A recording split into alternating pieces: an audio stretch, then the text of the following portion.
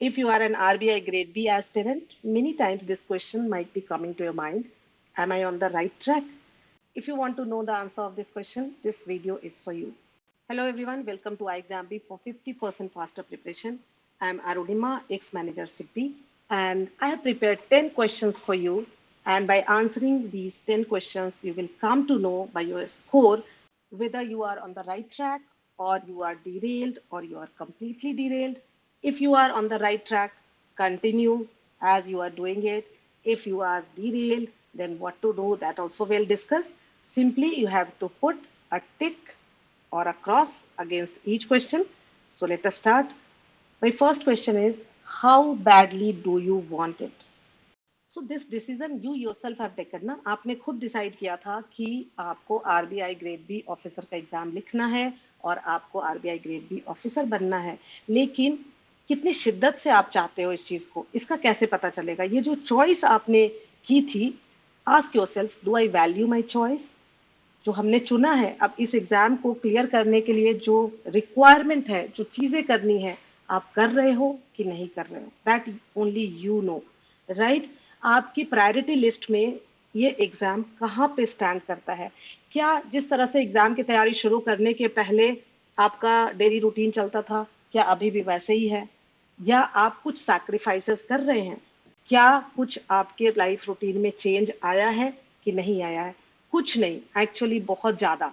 क्योंकि अगर if you really want to be an RBI grade B officer, if you really badly you want it, actually it should be your first priority. अभी 9 जुलाई को exam है, तो अब तो बिल्कुल भी टाइम नहीं है, तो आपको खुद ही पता होगा कि अभी आपके प्रायोरिटी लिस्ट में आपका जो ये एग्जाम का प्रिपरेशन कहाँ पे स्टैंड करता है, और बाकी चीजों से अगर आप कंपेयर करो तो कितना वक्त आप यहाँ पे दे रहे हो। मैं कहूंगी जो बेसिक रिक्वायरमेंट, जो नेसेसरी रिक्वायरमेंट है आपकी, उसके अलावा पूरा का पूरा टाइम अगर आपको यहाँ जा रहा है आरबीआई ग्रेड बी के एग्जाम को, then put a tick, otherwise you can put a cross. So आप देख लो कि आपका कहाँ है। Then next question, second point is self believe. मैं कहूंगी बहुत ही इंपॉर्टेंट है। मैं अपने एक्सपीरियंस से कह रही हूँ कि जब तक मुझे अपने ऊपर भरोसा नहीं था, सारी प्रिपरेशन सारा कुछ सेम था, लेकिन मुझे अपने ऊपर भरोसा नहीं था, मेरा एग्जाम क्लियर नहीं हो रहा था। जब से मैंने अपने ऊपर पूरा विश्वास करके yes I can do it, I can clear this exam, उसके बाद जो है मेरे प्रिपरेशन में हर चीज में वो चेंज आ जाता है, जो कि एक्चुअली आपको मदद करता है एग्जाम को क्लियर करने में, because it's a competitive exam. तो दैट सेल्फ बिलीफ, वो अपने आप में वो जज्बा बहुत जरूरी है कि yes I can do it. See सिर्फ कहने से, कई बार होता है ना कि क्या होगा अगर मैं रोज सुबह सुबह उठ के अपने आप से कहना शुरू कर दूं कि I will be an RBI grade B officer, मैं जरूर क्लियर करके दिखाऊंगा, मैं करूंगा, क्यों नहीं हो सकता मुझसे?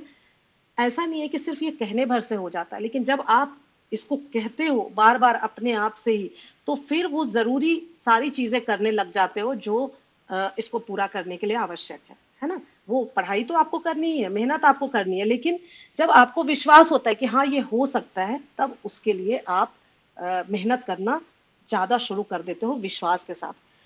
तो अब यहाँ पे भी आपको देखना है कि क्या दिन भर में 10 बार आप तैयारी तो कर रहे हो, सब कुछ कर रहे हो, लेकिन दिन में 10 बार आप अपने आप से यही कहते हो कि यार होता तो है नहीं, चलो छोड़ो, मैं प्लान बी पे ज्यादा फोकस करता हूँ, दिस दैट।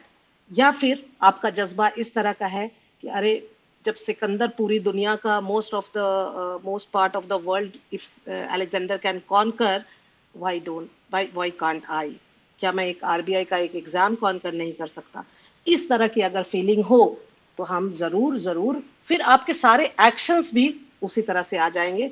तो सेल्फ बिलीफ के साथ आप तैयारी कर रहे हैं या नहीं, ये आपको देखना है। आई होप कि you have got an idea कि यहाँ पे मैं क्या कहना चाह रही हूँ, और आपको अपने बारे में बखूबी पता है। तो accordingly you can put a tick or cross, जो भी आपको लगता है। Now come to the third question, आप कितने डिस्ट्रैक्शन प्रूफ हो, है ना? कितना दिन भर में डिस्ट्रैक्ट होते हो? वो कहते हैं ना, गए थे हरिभजन को और ओटन लगे कपास, है ना? हरिभजन करने गए थे, वहां पे कपास ओटने लगे। तो ऐसा तो नहीं होता। आप यूट्यूब पे जाते तो ये सोचकर कि चलो करंट अफेयर्स का कोई वीडियो देख लेता हूँ, एवरीडे न्यूज, या कोई मैं क्विज कर लेता हूँ कहीं पे जाके, या फिर मैं कोई कॉन्सेप्चुअल वीडियो देख लेता हूँ। और या लेती हूँ, गर्ल्स के लिए भी इक्वली ये लागू होता है। लेकिन वहां पे जाते ही आपको कुछ नोटिफिकेशन एक आता है किसी भी फिल्म एक्ट्रेस का या किसी नई मूवी के बारे में या किसी गाने के बारे में या कुछ भी एक ऐसा मसालेदार सा न्यूज, और आप फिर उधर डाइवर्ट हो जाते हो किसी भी सोशल मीडिया प्लेटफॉर्म पे, चाहे वो यूट्यूब हो या फेसबुक हो या कहीं भी। आप कितने डिस्ट्रैक्शन प्रूफ हो, या ऐसा भी है कई लोग तो एडिक्टेड हो चुके हैं, मतलब वो थोड़ी दूर मोबाइल रखते हैं लेकिन पढ़ने बैठते हैं और अपने आप पता भी नहीं होता कि कब उनका हाथ मोबाइल पे जाता है और वो लेकर के फिर 2 घंटे स्क्रॉल करने में लगा देते हैं। तो यू बेटर नो। और अगर वो पहला और दूसरा पॉइंट टिक रहेगा ना, तो तीसरे में डिस्ट्रैक्शन प्रूफ आप रहोगे ऑटोमेटिकली। तो कहीं ना कहीं ये सारे प्रश्न एक दूसरे से इंटर रिलेटेड हैं। तो you yourself know, very honestly you need to answer कि आप डिस्ट्रैक्शन प्रूफ हो कि नहीं। हरि भजन को जाते हो तो हरि भजन ही करते हो या कपास ओटने लगते हो, that you need to see. Next, fourth point is also very very important, how discipline you are. ऐसा तो नहीं है कि हर दिन आपका रूटीन चेंज हो जाता है, थोड़ा बहुत ऊपर नीचे, इट्स ओके। बट ऐसा तो नहीं कि हर दिन आपका सोने का, उठने का, पढ़ने का कोई रूटीन नहीं है। जस्ट आप जैसे जो समझ में आ रहा है करते जा रहा है। अभी मन कर रहा है तो अभी आपने मैथ्स कर लिया, अभी मन कर रहा है तो आपने, कोई प्लानिंग नहीं है और कोई आपका एक सेट रूटीन नहीं है जिसके तहत आप काम करते हो। आज ये मन किया तो वो कर लिया। अगर ऐसा है तो आपको क्रॉस करना पड़ेगा, और नहीं तो अगर आप एक डिसिप्लिन्ड वे में तैयारी कर रहे हैं तो आप एक टिक कर सकते हैं। Next, whether you enjoy your preparation और नॉट। जो आप अपनी प्रिपरेशन कर रहे हो, चाहे आप डेली करंट अफेयर्स पढ़ रहे हो आई एग्जाम बीबीपीडिया से, या फिर आप मॉक टेस्ट लिख रहे हो, या फिर आप कहीं कॉन्सेप्ट्स देख रहे हो, क्वांट के क्वेश्चंस कर रहे हो, पजल सॉल्व कर रहे हो, आप उसको इंजॉय कर रहे हो कि नहीं, क्योंकि वो बहुत जरूरी है। जब आप पजल्स करने बैठते हो तो टाइम देखते रहते हो कि अच्छा 1 घंटा आपको करना है तो 1 घंटा, या फिर कब 1 घंटा निकल जाता है आपको पता भी नहीं चलता, इतना मजा आता है उसको करने में। ये बहुत इंपॉर्टेंट है, क्योंकि आप अगर बर्डन की तरह प्रिपरेशन कर रहे हैं तो फिर you are not on the right track. अगर आपको चीजें समझ में आ रही हैं, आपका कॉन्सेप्ट क्लियर है, तो जरूर जरूर आपको मजा आएगा पढ़ाई करने में, आपको अपनी प्रिपरेशन करने में। एक्सेप्ट दैट अनसर्टेनिटी, एक जो अनसर्टेनिटी होती है कि पता नहीं क्या होगा, उसको असाइड करने के बाद बाकी प्रिपरेशन में आपको मजा आना चाहिए। तभी मैं कहूंगी कि you are on the right track. अगर बर्डन की तरह है, अगर आप इसको ले रहे हो कि ओफो अभी फिर पढ़ना पड़ेगा, तो फिर मॉक टेस्ट करना पड़ेगा, जहां पड़ेगा वाला सेंस आ रहा है तो फिर आपको क्रॉस करना पड़ेगा। और नहीं, अगर आप एंजॉय कर रहे हैं तो put a tick. Next, so 5 questions हो गए, 5 और हैं। अभी हमने डिसिप्लिन की बात की थी, जहां पे था रूटीन फॉलो करते हो कि नहीं आप, है ना। अब है whether you stick to your plan और नॉट। आप एक प्लान बनाते हो कि ठीक है मुझे इस तरह से मॉक टेस्ट हर दिन लिखना है, या ऑल्टरनेट डेज लिखना है, या सेक्शन टेस्ट लिखना है, जैसे भी आप अपना चारों सब्जेक्ट का। भी तो चूंकि फेज 1 9 जुलाई को है आपका आरबीआई का, तो आप फेज 1 पे ही फोकस कर रहे होंगे, क्योंकि जब 3-4 महीने हमारे पास टाइम होता है तब तो हम फेज 2 फेज 1 में थोड़ा सा डिस्ट्रीब्यूट करते हैं। लेकिन अब इतना ही वक्त है आपके पास कि अब आपको पहले पूरा का पूरा ध्यान इस पे लगाना चाहिए कि फेज 1 मेरा क्लियर होना चाहिए, फेज 2 उसके बाद देख लेंगे, हालांकि बीच में टाइम कम होगा। लेकिन अभी फेज 1 इज वेरी क्रूशियल, क्योंकि सबसे ज्यादा डिफिकल्ट अब मैं कहूंगी कंपटीशन एंगल से, तो वो फेज 1 ही है। सो आपका जो भी प्लान है, जिस तरीके से कि मॉक टेस्ट लिखने बैठे और मॉक टेस्ट हमें कितना लिखना है, वो जो भी आप अपना वीकली या डेली प्लान बनाते हो, उससे आप कितना स्टिक करते हो, that is also very important. और ये बात आप ध्यान रखें कि डिसिप्लिन वे में तैयारी करना और अपने जो आपने प्लान बनाया है उससे स्टिक करना, these two are different things. So दोनों इंपॉर्टेंट है, accordingly you put a tick or cross.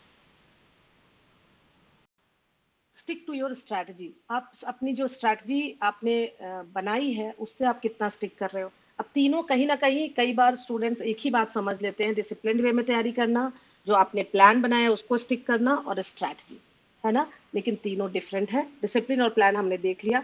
Strategy में मान लो आपका जीएस स्ट्रॉन्ग पॉइंट है, तो आपने ये रखा है कि क्वांट और इंग्लिश में मुझे बस क्वालिफाई करना है और मुझे ज्यादा फोकस जीएस पे लगाना है।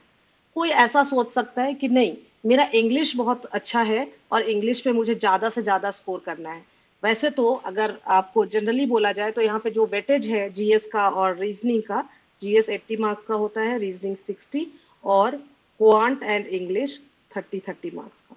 तो यूजुअली हम ये सजेस्ट करते हैं कि क्वांट और इंग्लिश में आप सिर्फ इतना भर कर लो कि आपका सेक्शनल कट ऑफ क्लियर हो जाए और यहाँ से एग्रीगेट निकालो। लेकिन कुछ स्टूडेंट्स ऐसे होते हैं कि जीएस में इतने पक्के नहीं होते, लेकिन उनका क्यूआरई वाला पार्ट बहुत अच्छा होता है। तो अपने अपने स्ट्रेंथ वीकनेस के हिसाब से आप अपनी जो भी स्ट्रैटेजी बना के चल रहे हो उसको हर दिन बदलो नहीं।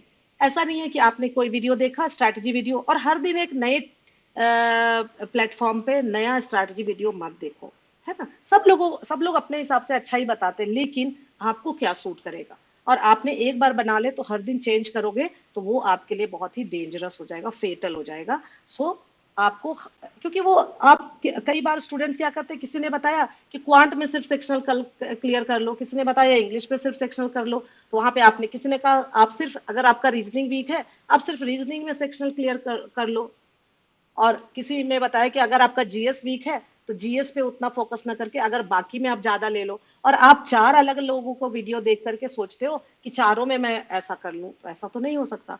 कोई ना कोई तो आपको स्ट्रांग रखना पड़ेगा। सो आप अपने स्ट्रेंथ वीकनेस के हिसाब से जो आपने अपनी स्ट्रेटजी बनाई है, अपना strength weakness, how much time you are able to devote every day, आपका जैसा स्कोर आ रहा है उन सब के बेसिस पे आपका जो टेम्परामेंट है, आपने जो भी स्ट्रैटेजी बनाई है उससे आप कितना स्टिक करते हो। हर तीसरे दिन आप अपनी स्ट्रैटेजी तो नहीं बदल देते हो, अगर आप बदल देते हो तो you put a cross, right. Next, do it now approach आप फॉलो करते हो कि नहीं। प्रोक्रेस्टिनेशन बहुत बड़ा कल्प्रिट है। हमें आदत होती है, हम सबको ह्यूमन टेंडेंसी है कि बाद में कर लेंगे। आप देखोगे जीएस में कितने नोट्स इकट्ठा करने में स्टूडेंट्स लगे रहते हैं कि अच्छा इसको बाद में देख लेंगे। अब जैसे देखो, अब आपके पास अगर जीएस की ही बात करो तो आपके पास इतना वक्त नहीं है कि आप बाद में बहुत कुछ देख पाओगे। आपको अभी देख करके उसमें से भले निकाल लो, उसको हाईलाइट कर लो या आप नोट कर लो, जैसे भी आप करना चाहते हो। अगर आप पीडीएफ के प्रिंट आउट लेते हो वहां पे हाईलाइट कर लो कि जब मैं रिवीजन करूंगा वीकेंड पे या जब एग्जाम में 3-4 दिन रहेगा तो मुझे ये करना है। लेकिन आप सिंपली रख लोगे कि अच्छा इसको ना मैं बाद में देख लूंगा, तो अब बाद में देखने का टाइम नहीं है। अब आप जो भी सोच रहे हो, जो भी कर रहे हो, मॉक टेस्ट लिखा, अच्छा एनालिसिस बाद में कर लेंगे, होगा नहीं, क्योंकि फिर आपको दूसरा मॉक टेस्ट भी लिखना है। तो डू इट नाउ अप्रोच आप फॉलो कर रहे हो कि नहीं कर रहे हो, यहाँ पे उस हिसाब से आपको टिक या क्रॉस लगाना है। नेक्स्ट,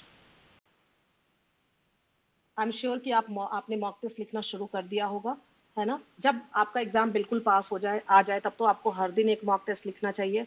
अभी मैं कहूंगी आप देख लो अपनी तैयारी के हिसाब से, वीक में 2 मॉक टेस्ट या ऑल्टरनेट डेज या 2 दिन छोड़ करके कैसे आप दे रहे हो, धीरे धीरे वो गैप कम होते जाना चाहिए। और जब बहुत कम टाइम बचता है, 10-15 दिन बचता है, तब तो आपको हर दिन एक मॉक टेस्ट जरूर लिखना चाहिए। लेकिन मॉक टेस्ट लिखने से ज्यादा इंपॉर्टेंट है उसकी एनालिसिस। अगर आप वो नहीं कर रहे हैं, आप मॉक टेस्ट एनालिसिस कर रहे हैं कि नहीं कर रहे हैं, और एनालिसिस करके फिर उसमें जो गलतियां की थी उससे आप सीख करके नेक्स्ट टेस्ट में इंप्रूव कर रहे हो कि नहीं, ये है मेरा 9th पॉइंट। अगर yes, you put a tick, if no, you put a cross. Next and last but not least, revision. आप रिवीजन कर रहे हो कि नहीं, बहुत जरूरी है। क्योंकि रिवीजन नहीं करने से वो चीजें जितनी भी आपने मेहनत की है वो भूल जाएंगे। बार बार आपको रिवाइज करना, खास करके जनरल जीए पेपर, जनरल अवेयरनेस में बहुत जरूरी है, क्योंकि कई बार आंकड़े भी आ जाते हैं और कॉन्सेप्ट्स। क्यूआरई में आपको बहुत ज्यादा रिवीजन की जरूरत नहीं है, क्योंकि वो एक तरह से ना लॉन्ग टर्म मेमोरी में चला जाता है। एक बार आपने सिलॉग सीख लिया, लेकिन फिर भी कुछ पॉइंट्स ऐसे होते हैं जो आपको जरूर रिवाइज करने चाहिए। क्यूआरई में बोलूंगी मैं कि जो भी आप वीकेंड को जरूर रिवीजन के लिए रखें, और क्यूआरई का रिवीजन आप ऐसे करें कि जब भी आप मॉक टेस्ट या कोई टेस्ट लिख रहे हो तो उसमें जो गलत हो रहे हैं आपके आंसर्स, उन गलत आंसर्स में किस वजह से गलती हो रही है उसका एक आप रिवीजन नोट जैसा बना के रख लो। या फिर मॉक टेस्ट MT9 में आपका क्वेश्चन नंबर्स लिख के रख लो कि इन क्वेश्चन नंबर्स में कुछ मेरी लर्निंग हुई जिसको मुझे रिवाइज करने की आवश्यकता है ना। और फिर बाकी जीएस, ये जनरल अवेयरनेस पेपर, इसकी आपको आपको रिवीजन बहुत जरूरी है। हो सके तो हर दिन रात में जस्ट सोने के पहले एक बार सोच लो कि आज आपने क्या क्या किया, क्या नया सीखा। बहुत ही बहुत ज्यादा वक्त ना लगा के, और वीकेंड को तो आप पूरा का पूरा रिवीजन डे ही रखें. It is also very important. If you are doing, you are on the right track. अब आप जल्दी से अपना स्कोर कैलकुलेट कर लें और अपना स्कोर आप कमेंट सेक्शन में हमसे शेयर भी कर सकते हो. Now let us analyse the score. If your score is 8 to 10, you are on the right track. Right? बिल्कुल आप राइट ट्रैक पे हैं. आप इसी तरह से चलते रहें और जैसे आप करते आ रहे हो वैसे करते जाओ. और कहीं पे कोई चीज लगती है कि अच्छा यहाँ पे मैं और इम्प्रूव कर सकता हूँ, थोड़ा सा अपने में सेल्फ कॉन्फिडेंस और लेके आना है, थोड़ा सा और विश्वास के साथ करना है, ये सोच के करना है कि यार कोई दुनिया जीत सकता है, लोग इतने बड़े बड़े काम कर लेते हैं, मैं क्या एक एग्जाम नहीं क्लियर कर सकता. तो उन चीजों पे आप थोड़ा सा ध्यान दे दे बस, और अलग से कुछ करने की आवश्यकता नहीं है. Because you are already on the right track. If you have scored 5 to 7, आप थोड़े डिरेल्ड हो लेकिन इन कंट्रोल हो. अभी भी टाइम है कि आप जहां जहां पे जिस जिस पॉइंट पे आपको लगता है कि आपका क्रॉस था, उसमें से आप देख लो कौन कौन सा आपका आपके लिए डुएबल है. देखो सबका टेम्परामेंट अलग होता है, तो जरूरी नहीं है कि सब लोग 10 के 10. मान लो आपका आया है, आपका 5 स्कोर है, तो अब जो 5 बचे, 5 पॉइंट जो बचे, 1 2 3 4 5, अगर 8 to 10 वाले जोन में जाना है तो मतलब 3 मुझे और चाहिए. तो अब इसमें से कौन सा 3 मेरे टेम्परामेंट को सूट करता है, मेरे लिए अच्छा है, उसको आप कर लो. है ना? इस तरह से आप, या फिर थोड़ा थोड़ा सब में इंप्रूव कर लो. ये आप देख लो आप कैसे कर सकते हो. 0 to 4 है तब थोड़ा सा चिंता की बात है, लेकिन फिर भी मैं कहूंगी कि अभी भी आपके पास इतना वक्त है कि अभी इसी वक्त अगर आप जाग जाएं तो बिल्कुल बिल्कुल भी आपको पछताना नहीं पड़ेगा और you will get the desired result. आप अभी से पूरी तरह लग जाओ, एक तरफ से शुरू करो. कई बार होता है ना कि बहुत कम टाइम बचा है और बहुत सारा सिलेबस कवर करना है, बहुत चीजें करनी है, तो आप बहुत कंफ्यूज हो जाते हो, पूरा मेसी हो जाता है. नहीं, आप एक तरफ से शुरू करें और धीरे धीरे उसको करते जाए. बहुत जल्द देखोगे, विद इन अ वीक आप देखोगे कि चीजें ट्रैक पे आने लग गई. सो इस तरह से थोड़ा सा आप वक्त दो और देखो कि आपका क्या स्कोर है. एनालाइज करो कौन कौन से आपके वीक पॉइंट्स हैं, कौन कौन से आपके स्ट्रांग पॉइंट्स हैं. अकॉर्डिंगली उस तरह से आप अपना एक प्लान बनाओ और उस तरह से आप अपनी तैयारी करना शुरू करो. Definitely your score will improve. If you need guidance, you can enroll in our online course for RBI Grade B to prepare 50% faster. For any further query, you can call us at 9205524028 or you can write to us at hello@iexambi.com. Thank you friends. Thanks for watching.